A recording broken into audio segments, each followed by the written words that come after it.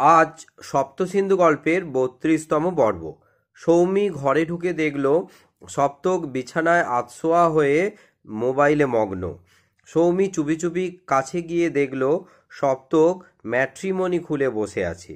সৌমি কাছে যেতেই বলল, আচ্ছা দেখে বলো তো এই মেয়েটা কেমন হয়। বলে সে একটা মেয়ের ছবি সৌমিকে দেখালো। সৌমির মুখ কালো হয়ে গেল। সপ্তক বলল, অনেক ভেবে দেখলাম তোমার সঙ্গে আমার বিয়েটা আর টিকবে না। সৌমি ভাবল, তাহলে এই কদিন নিশ্চয়ই মিথ্যে একটা স্বপ্ন ছিল।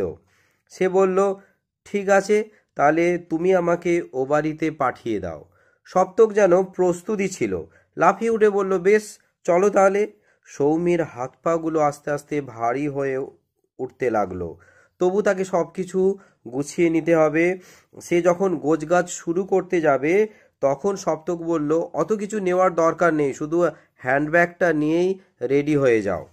সৌমির মনে হলো সত্যিই তো তার আর প্রস্তুত হওয়ার কিছু নেই।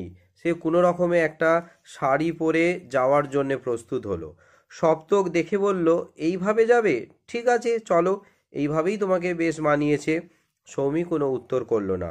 বুকের ভেতর থেকে একটা জমাট কান্না দলা পাকিয়ে উঠে আসতে চাইছিল।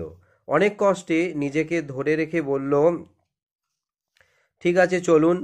সে যখন সপ্তকের বাবাকে এবং মাকে প্রণাম করতে যাবে, সপ্তকের মা তাকে ধরে নিল। নিয়ে বলল, চোখে জল কেন? এত ভাবছিস কেন? আমরা তো সবাই আছি, তোকে কিচ্ছু চিন্তা করতে হবে না।